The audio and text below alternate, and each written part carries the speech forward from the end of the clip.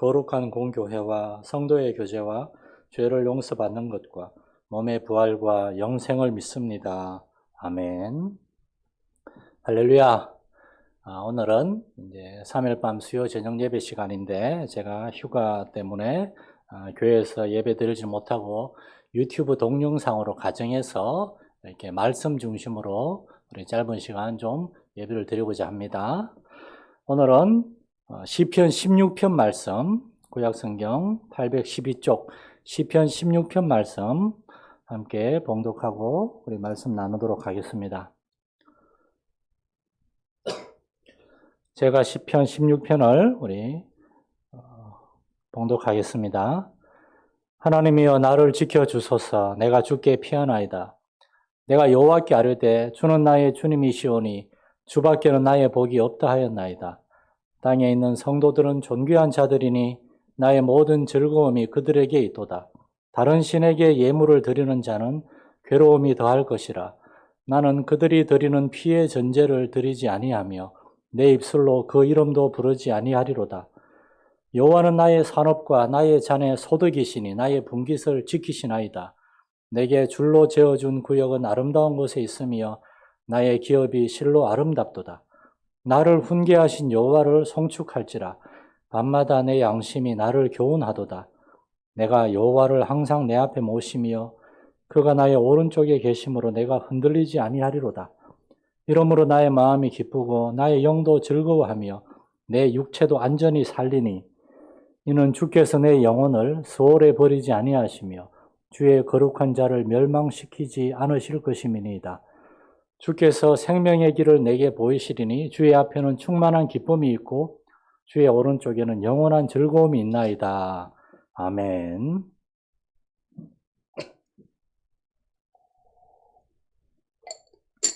전에도 말씀드렸지만 시편은 1차적으로 시인 자신이 하나님께 올려드린 가장 개인적이고 솔직한 기도 또는 찬양이 됩니다. 다윗을 비롯한 시편 저자들은 다른 사람들에게 보여주려고 시편을 쓰고 노래한 것이 아니었습니다. 그들은 제일 처음에 하나님 앞에서 혼자 조용히 기도했고 자신들의 마음을 시로 이렇게 남겼습니다.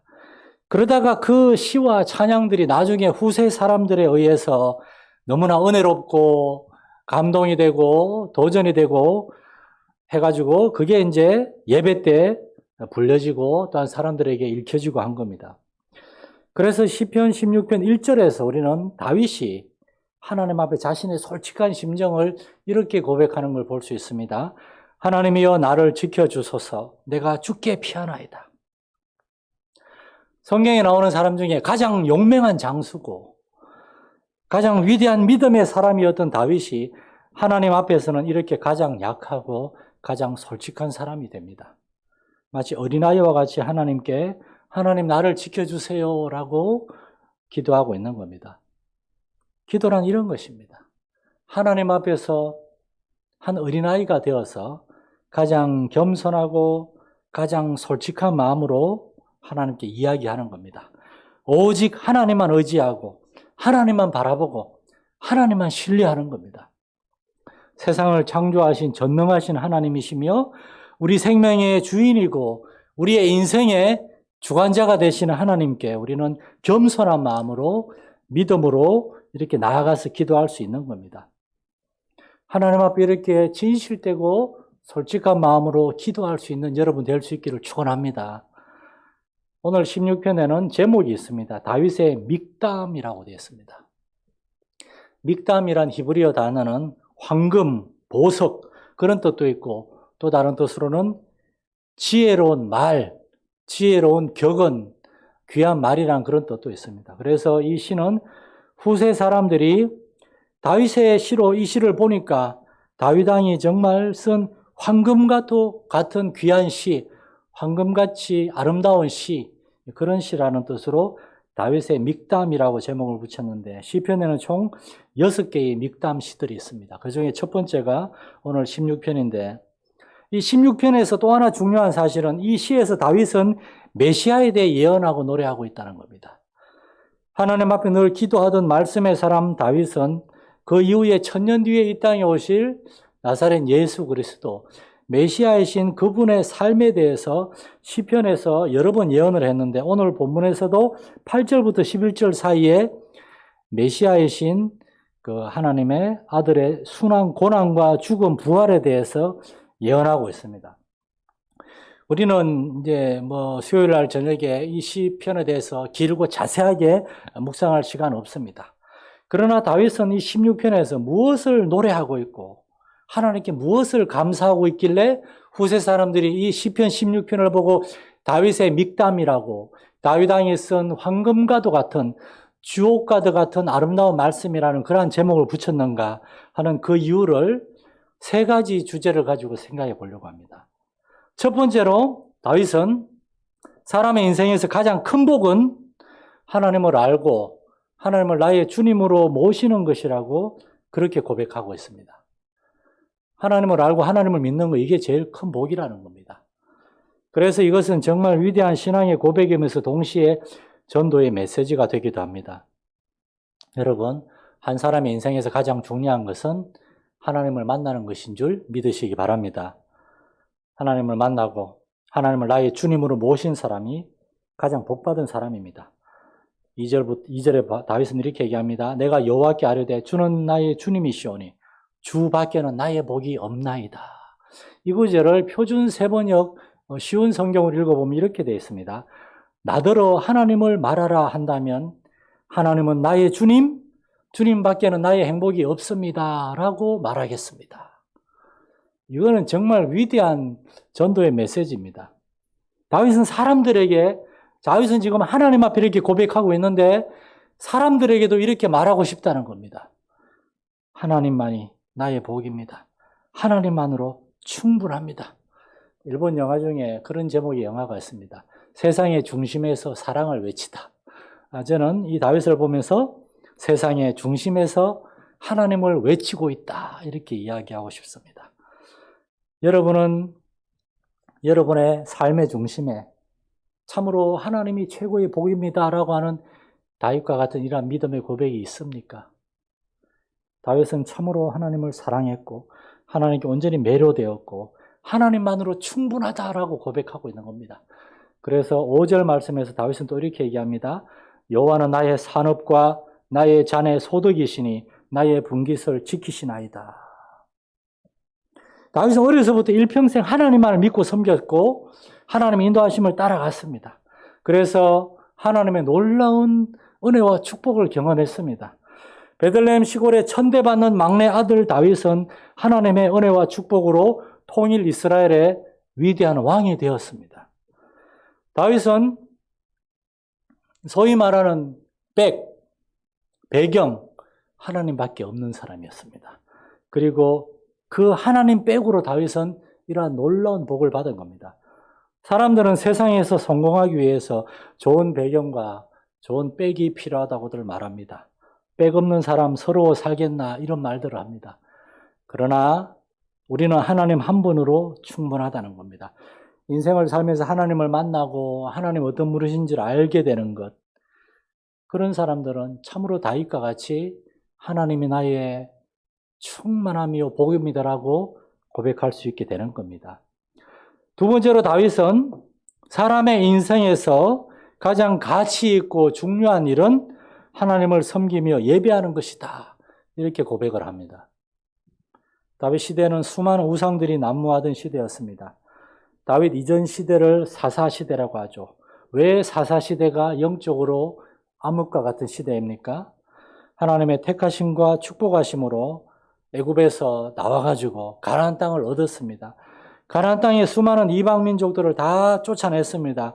미디안의 7종족, 가나안의 7종족, 블레셋과 암몬과 모압과 미디안 등등 수많은 이방인들을 쫓아냈는데 이스라엘이 나중에 사사시대에 그 이방인들의 우상을 추구하면서 섬기기 시작합니다. 그래서 암흑의 시대가 된 겁니다. 다윗은 그 모든 사사시대의 우상 숭배를 끝낸 사람입니다. 다윗이 왕이 되면서 이스라엘은 오직 하나님만을 믿고 섬기는 신정국가가 되었습니다. 왜냐하면 다윗 자신이 하나님의 종으로서 하나님의 말씀대로 이스라엘을 다스리는 것을 자신의 사명으로 알았거든요. 그는 왕이 되려고 왕이 된 것이 아니라 하나님이 하나님의 뜻을 이루기 위해서 자신을 왕으로 세웠다는 걸 아는 사람이었습니다. 왕으로 세웠던 권세와 특권을 부귀영화를 누리기 위해서가 아니라 하나님의 말씀으로 나라를 바르게 세우기 위해서 다윗은 왕이 된 겁니다. 그래서 4절에서 다윗은 이렇게 고백합니다. 다른 신에게 예물을 드리는 자는 괴로움이 더할 것이라. 나는 그들이 드리는 피의 전제를 드리지 아니하며 내 입술로 그 이름도 부르지 아니하리라. 다윗의 확고한 이 태도를 보십시오. 나는 이방인들의 우상에게 제사를 드리지 않을 뿐만 아니라 내 이름으로 그 우상의 이름도 부르지 않겠다. 이것이 다윗의 고백입니다. 왜냐하면 다윗은 하나님만이 나의 산업, 나의 소득, 나의 분기심을 그의 인생을 통틀어 경험했기 때문입니다. 들에서 양을 치면서 사자와 곰과 이리 같은 맹수들이 나타났을 때 다윗은 하나님의 도우심과 능력으로 그 맹수를 쫓아냈습니다. 골리앗을 만났을 때 살아계신 하나님과 하나님의 군대를 모욕한 골리앗과 싸울 때 조그마한 다윗이 그 거대한 장수 일평생 전쟁터에서 잔뼈가 굵은 그 골리앗과 싸울 때 그 작은 물맷돌이 골리앗의 미간에 정확히 명중하고 그 충격으로 그 3m나 되는 거인 장수가 넘어지는 거 이게 어떻게 이게 쉽게 일어날 수 있는 일입니까? 이게 하나님의 도우심으로 다윗은 자신이 골리앗과 싸워 이긴 걸 알고 있습니다. 나중에 사울이 다윗을 미워해가지고 다윗을 죽이려고 블레셋과의 싸움에 계속해서 내보내고 블레셋 군대의 손으로 다윗을 죽이려고 했는데 다윗은 다 살아남았습니다. 그래서 사울이 직접 다윗을 죽이려고 자신의 군사를 이끌고 이스라엘 그 좁은 땅덩어리 찾아다니면서 다윗을 찾아 죽이려고 했으나 하나님이 사울과 그의 부하들의 눈을 막으셔서 그들은 다윗을 찾지도 못했습니다. 다윗은 참으로 하나님이 나의 산업이요 나의 소득이라고 고백합니다. 다윗 자신의 먹고 사는 문제를 모든 살고 죽는 문제를 하나님이 다 책임지셨고 돌봐주셨다고 고백하고 있는 겁니다. 여러분은 여러분의 먹을 것, 입을 것, 마실 것이 여러분의 회사에서 나왔다거나 여러분의 부모님에게 물려받은 유산이거나 여러분이 열심히 일해서 번 돈에서 나왔다고 생각하십니까? 그렇지 않습니다. 여러분의 은행 잔고, 여러분의 주식에서 얻은 이득도 아닙니다. 그런 것들은 하나님이 손을 놓으시면 허리케인 바람 앞에 먼지가 날아가듯이 다 없어져 버릴 수 있는 연약한 것들입니다. 하나님이 여러분의 가정과 직장과 사업체, 여러분 인생의 필요를 다 채우시고 다 공급하시기 때문인 줄 믿으시기 바랍니다. 제가 서울에 그래도 꽤 큰 교회 산 달에 200만 원 넘게 부교육자로 살고 사택도 제공받고 그러다가 나는 부목사로 있다가 나는 빼빼 말라 죽겠다. 하나님 나를 담임 목회자로 어디든 보내주십시오. 어디든 날 오라 그러는데 가겠습니다. 그런데 그때 우리 교회에서 저를 불렀습니다. 한 달에 100만 원, 월세 집값 20만 원 내니까 80만 원 남은 거. 그걸로 저희 4명이 어떻게 살아남았겠습니까?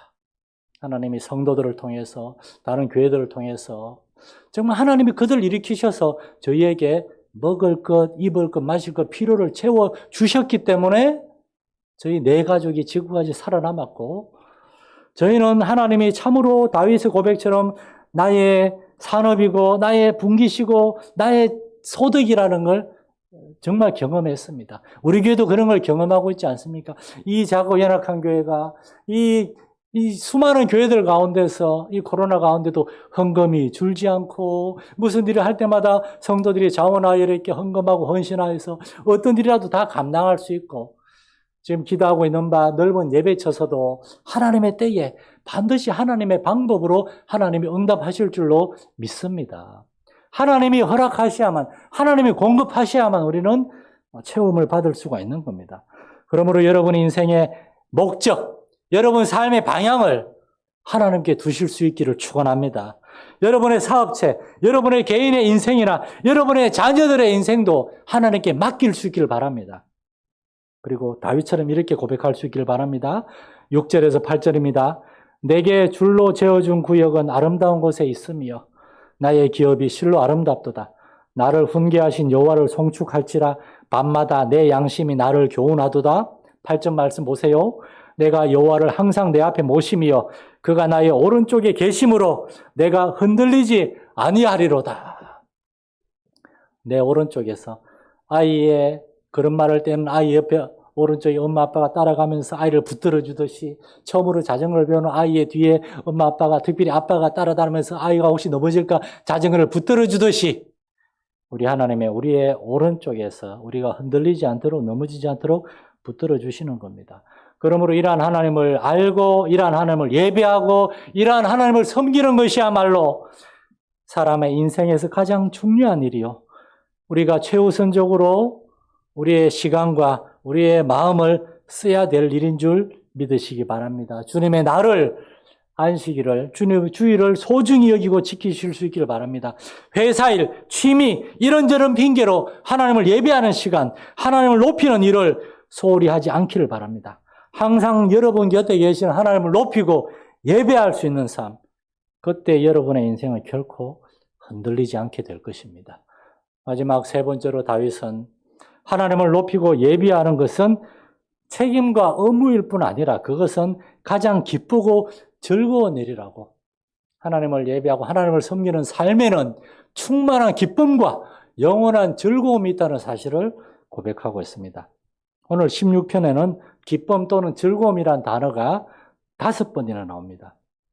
다윗은 하나님 앞에서 한없이 기뻐하고 즐거워합니다. 9절 말씀에 이러므로 나의 마음이 기쁘고 나의 영도 즐거워하며 내 육체도 안전히 살리니. 이러므로 뭡니까? 하나님을 내 인생의 가장 높고 귀한 분으로 높이고 예배할 때 나의 마음이 기쁘고 나의 영혼도 즐겁고 나의 육체도 주의 도우심 가운데 안전하게 살 수 있다는 겁니다. 하나님이 도와주시기 때문에 지난 주일날 오전 예배 때 우리 고집사님이 대표기도 하시면서 우리 교회 코로나 가운데 확진자 한 명을 지켜주셔서 감사하다고 정말 놀랍지 않습니까?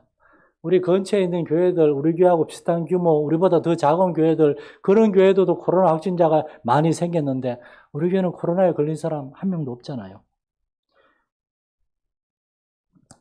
아직 돌도 지나지 않은 어린아이가 여러 어른들 가운데서 어른들이 까꿍까꿍하니까 막 좋아서 웃고 있습니다.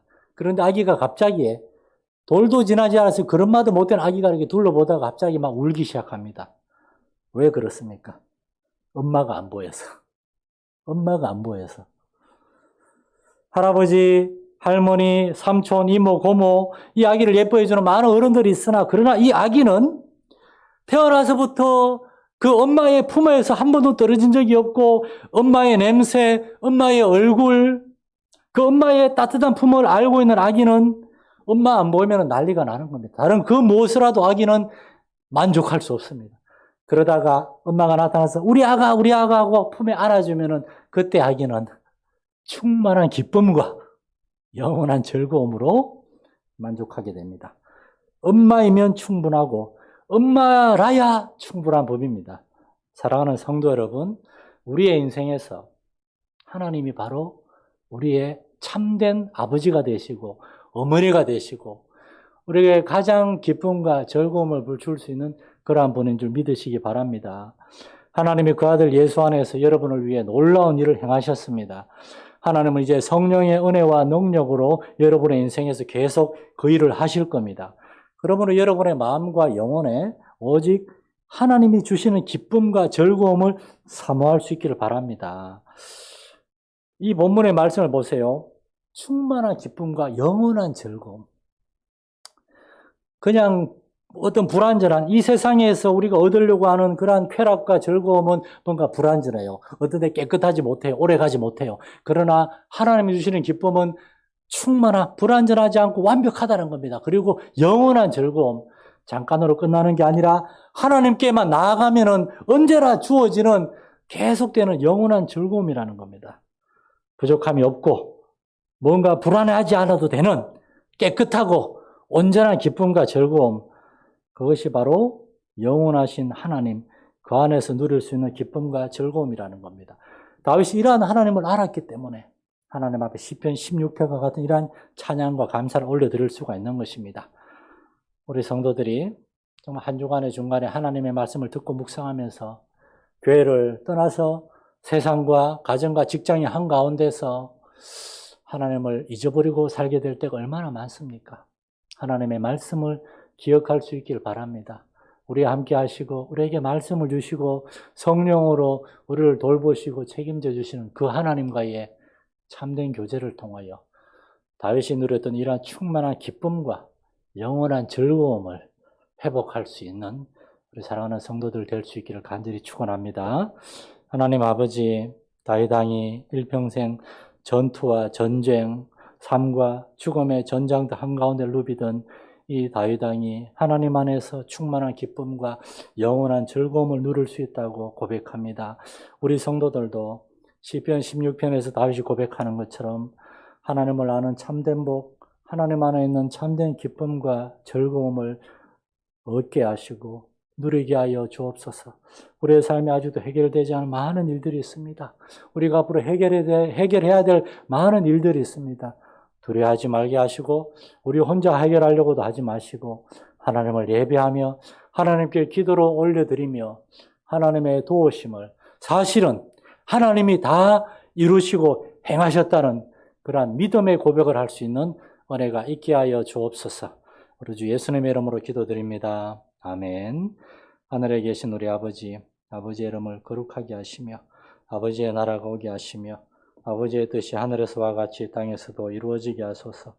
오늘 우리에게 일용할 양식을 주시고 우리가 우리에게 잘못한 사람을 용서하여 준 것 같이 우리 죄를 용서하여 주시고 우리를 시험에 빠지지 않게 하시고 악에서 구하소서. 나라와 권능과 영광이 영원히 아버지의 것입니다. 아멘.